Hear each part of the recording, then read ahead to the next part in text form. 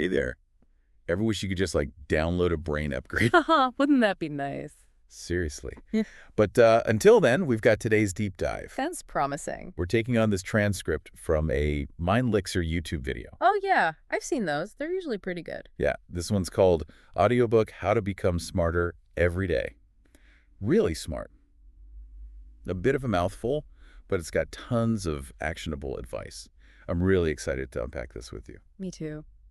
And this source, it goes way deeper than the usual study tips. Oh, for sure. It ties together things you wouldn't expect, spirituality, emotional intelligence, even diet, all playing a part in making you sharper. Right, okay. So first up, mindfulness. I know.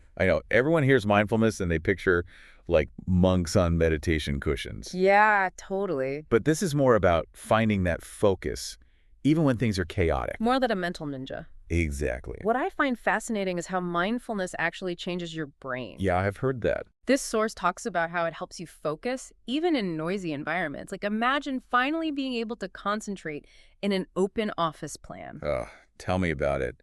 But sometimes it feels like our brains are working against us.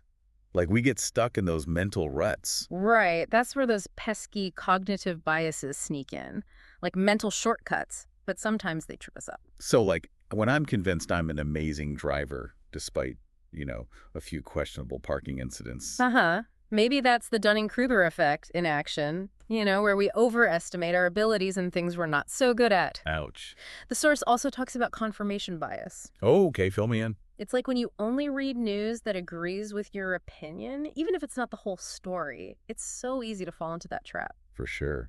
Speaking of traps, I always thought emotions were the enemy of like making good decisions. Right. But this source actually says they're key players. It's not about ignoring your emotions, right? It's more about understanding how they're impacting what you choose. Makes sense. This source, it kind of suggests this balance between logic and feelings, like a dance between your head and your heart. So it's not just about like the numbers, but also how those numbers make you feel. Exactly. The source uses this example of making a big purchase. Logic's all, check the specs, but then emotions are like, but imagine how good this would look in your living room. Ooh, I feel that.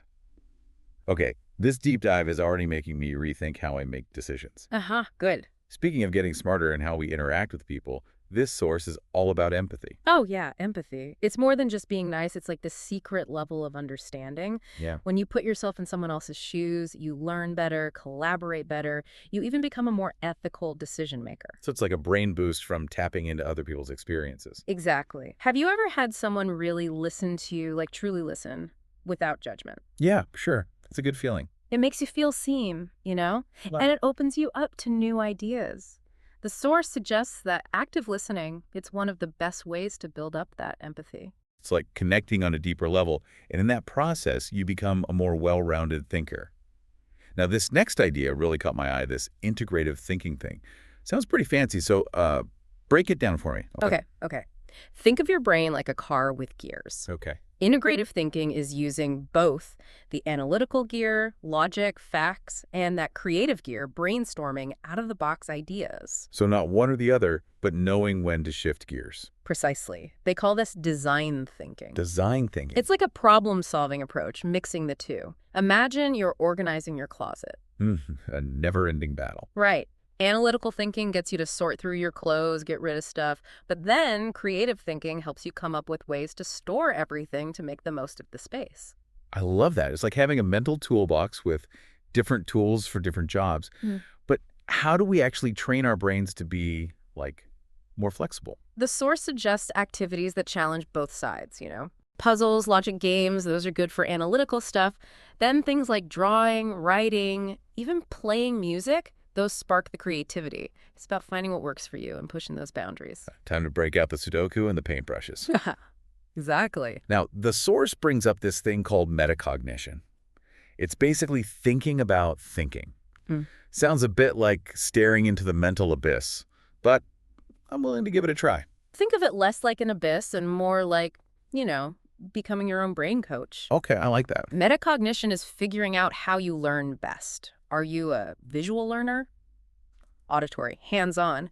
Once you know your strengths, you can make your study methods way more effective. That's brilliant. It's like having your brain's user manual. And then once you know how it operates, you can optimize everything. Now, this source gets into something that might surprise some folks. Meditation. Yeah, it's not just for yogis anymore. Right. Real science behind it. Oh, absolutely. Studies have shown it can actually help you focus better, improve memory, even reduce stress, which, stress just kills brain power. Yeah, no kidding. So what are they talking about? Like emptying your mind completely? Not really. The source highlights different techniques, like focusing on your breath or on just one object. So you're actually giving it a workout by concentrating on one thing. Exactly. And over time, this makes you better at concentrating, even when things are crazy around you. Mental biceps for focus. I like it. Exactly. Now, this next part is a bit out there for me.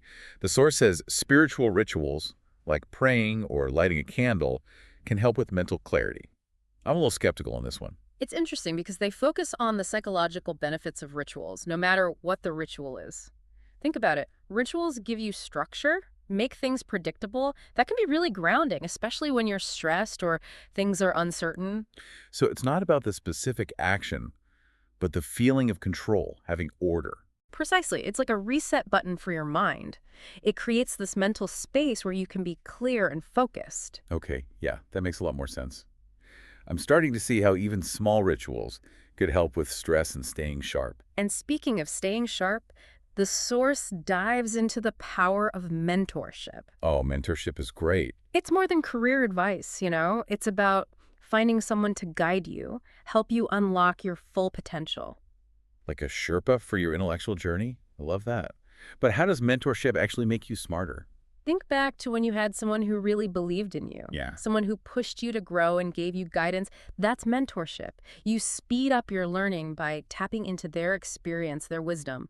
It's like fast-tracking your development by learning from their wins and, well, their mistakes too.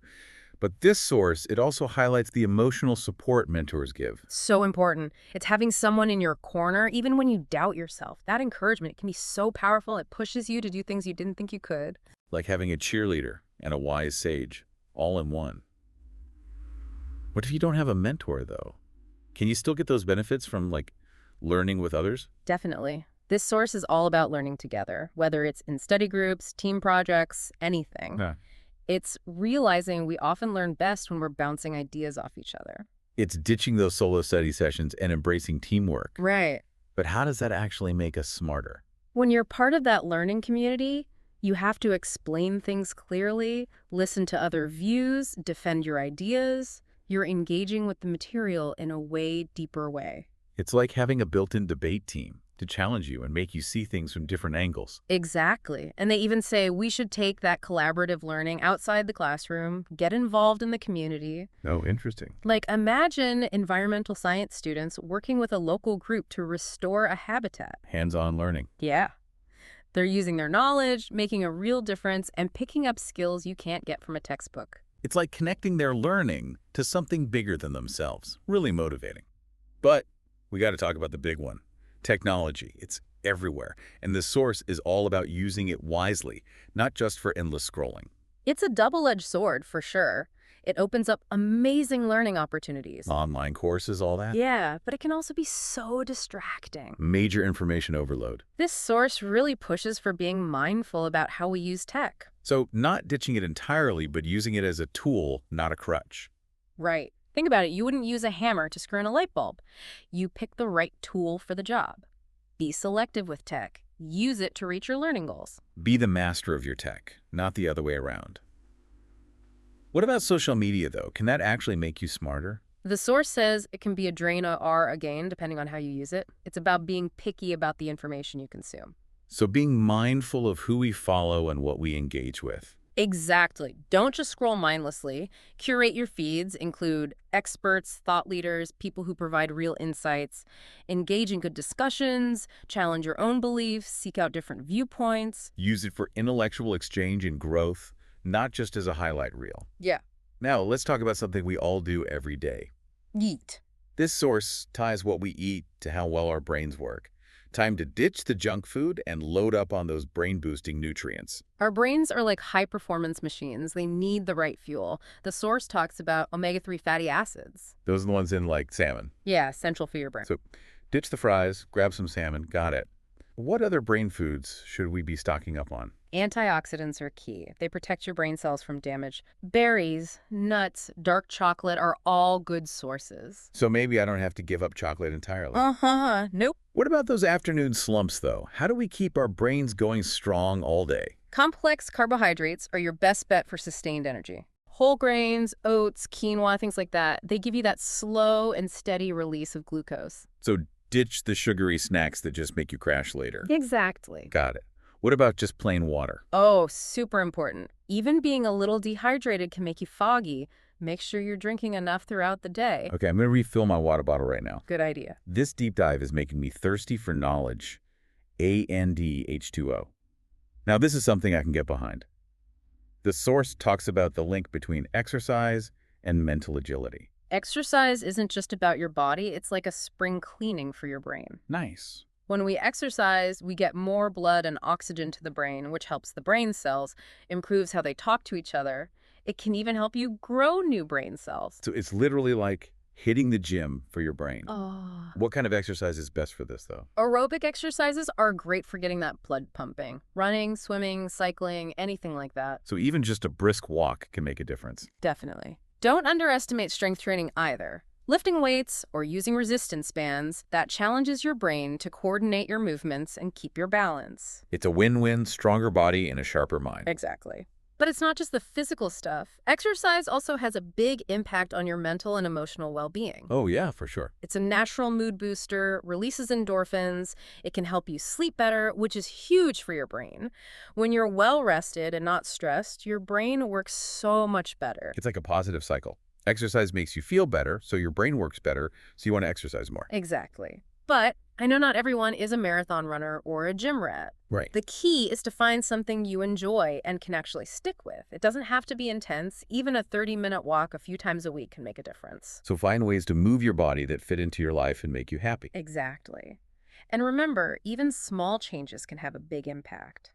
Add a few extra steps to your day, take the stairs, dance around your living room, just get moving. This has been an amazing start to our deep dive. So many great tips. I know, right?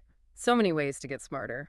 But let's take a break and come back to this awesome exploration of how to unlock our full potential. You know, picking up where we left off, it's clear this source is all about shifting your perspective. Like, it's not just about knowing a bunch of stuff. Okay. It's about, like, actually using that knowledge, making it mean something. It's like having all the ingredients but no recipe. What's the point if you don't know how to put it all together? Exactly. And this source, it talks about this key ingredient for, like, really making the most of what you know. They call it intellectual integrity. Okay, that sounds pretty deep. What does that even look like, day to day? Okay, imagine you're having a debate with a friend, right? Sure. Intellectual integrity means you're honest about what you know, but also about what you don't know. And you're willing to consider their point of view, even if it, like, totally challenges what you believe. So being open-minded, willing to actually change your mind when new information comes up? Exactly. And this source, they say this is super important, like, especially now when we're just bombarded with information everywhere we turn. It's so easy to just listen to people who agree with you. Totally. It's like we build these echo chambers where we only hear our own opinions reflected back at us. But this source, it wants us to, like, break out of those echo chambers, actually engage with different perspectives. That's where the real learning happens. Yeah. When you step outside your comfort zone and actually think about things that make you, like, uncomfortable. Yes. It's like going to the mental gym, lifting those intellectual weights. It might be tough at first, but that's how you build those critical thinking muscles. I like that analogy. And this source, they actually give some tips on how to do this. One thing they suggest is to actively look for information that challenges what you already believe. So not just surrounding yourself with people who think exactly like you do. Right. Like maybe you read articles from a publication you normally wouldn't agree with, or listen to a podcast with a different political slant. Deliberately exposing yourself to, like, a variety of thoughts. Yes. And when you do run into those opposing viewpoints, try to actually engage with them in a thoughtful way.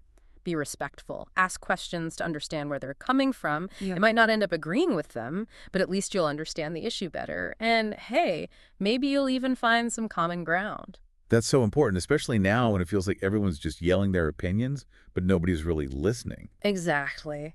And speaking of listening, this source brings up another aspect of intellectual integrity, admitting what you don't know. Ooh, that's a tough one.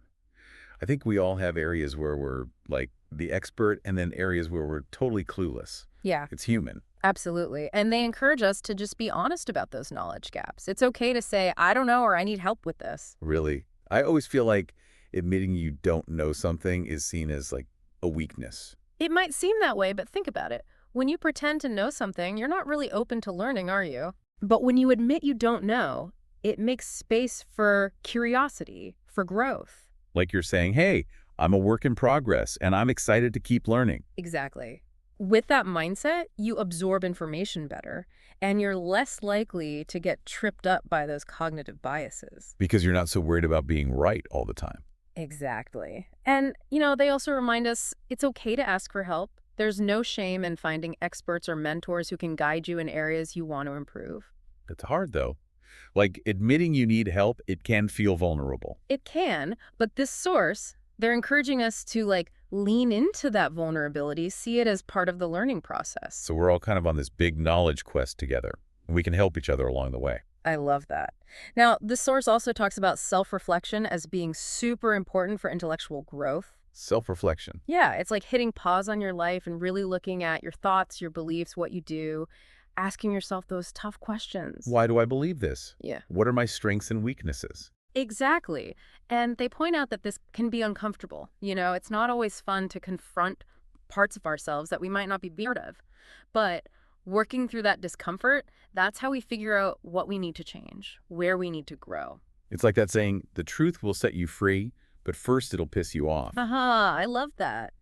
And they give some practical tips for making self-reflection a regular thing. One thing they suggest is keeping a journal.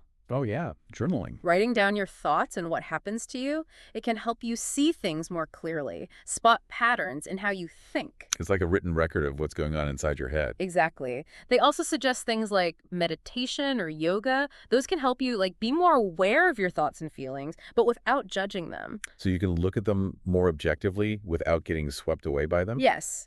And they also talk about getting feedback from other people to boost your self-reflection. Ooh, that can be tricky. Not everyone likes hearing constructive criticism, especially from people they care about.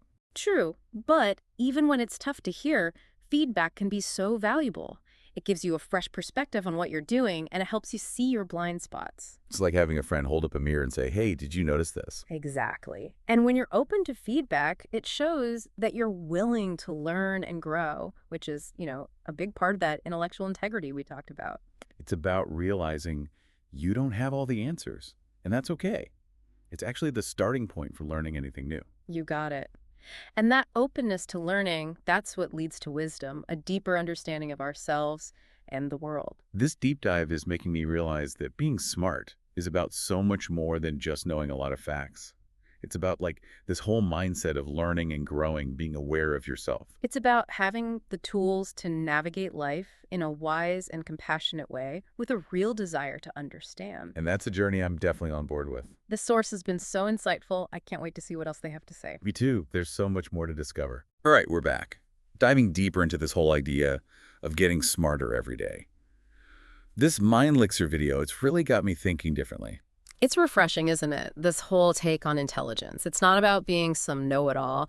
It's about having those mental skills you can actually use. Like a mental Swiss Army knife ready for anything. Exactly. And, one of those key tools, according to this source, is something called learning agility. Learning agility, okay.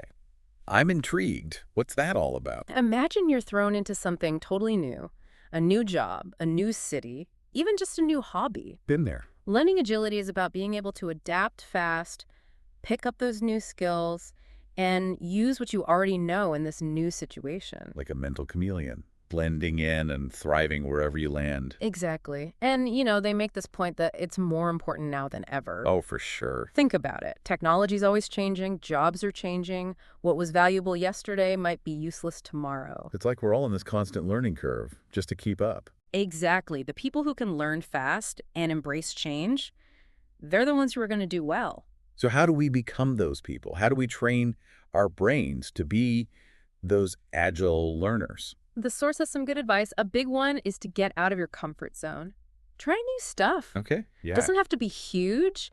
Maybe you take a cooking class, learn a new language, even just strike up a conversation with someone you wouldn't normally talk to. Stretch those mental muscles, experience new things. Exactly. And when you hit those bumps in the road, because you will, try to see them as learning opportunities, not failures. Reframe those failures as lessons learned. Yes. They also talk about getting feedback from others. Feedback. Ask a friend, a mentor, someone you trust to give you an honest opinion.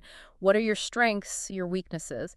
It can be a little scary, but it's one of the best ways to figure out what you might be missing. Like having a coach for your brain, helping you see where you can improve. I want to shift gears a bit and talk about something that I don't think gets enough attention when we talk about intelligence. Yeah. Intuition. It's so important. A lot of people think intelligence is all logic, all reason. But this source makes the case that intuition, that gut feeling, that can be really powerful too. So it's not just what your head says, but what your gut says. Yeah. Think about a time you just had a feeling about something, even if you couldn't explain it. Maybe you met someone and instantly felt like you could trust them, or you had a hunch about a decision. That's intuition. It's like our subconscious is picking up on things our conscious mind isn't even aware of. Exactly. They emphasize that while intuition shouldn't be your only guide, it's a great asset when you combine it with logic and reason. It's about finding that sweet spot, using your head and your heart. So how do we get better at listening to our intuition? They give some tips. First, pay attention to those gut feelings. Don't just brush them off. Try to figure out where they're coming from. What might you be sensing that you're not consciously aware of? Become more aware of those whispers from within. Yes. They also suggest making time for quiet reflection, whether that's meditation, journaling, spending time in nature, whatever works for you. Quiet the noise. Tune in to your inner wisdom. Exactly. And remember, intuition, it's a skill. The more you listen to it, the more you trust it, the better it gets. Like any muscle, use it or lose it. Exactly. And as you build that intuition, you'll get more confident in making decisions, navigating those challenges. This deep dive has been incredible. We've covered so much. Mindfulness, emotional intelligence, learning agility, intuition. It's amazing to see how much goes into intelligence and how we can work on all of these things to live a better, more fulfilling life. So as we wrap up here, what's one big takeaway you hope people will remember from this? I hope they remember that intelligence isn't set in stone. You're not stuck with what you've got. It's something we can all improve through what we choose to do, how we act, and our mindset. It's a journey of learning, always growing, adapting, and trying to understand more about ourselves and the world around us. Exactly. And it's not just about knowing more. It's about using that knowledge to live a life that matters, to make a difference. What a great thought to end on. Thanks for joining us on this deep dive into getting smarter every day. Keep those minds sharp, keep those hearts open, and we'll see you next time.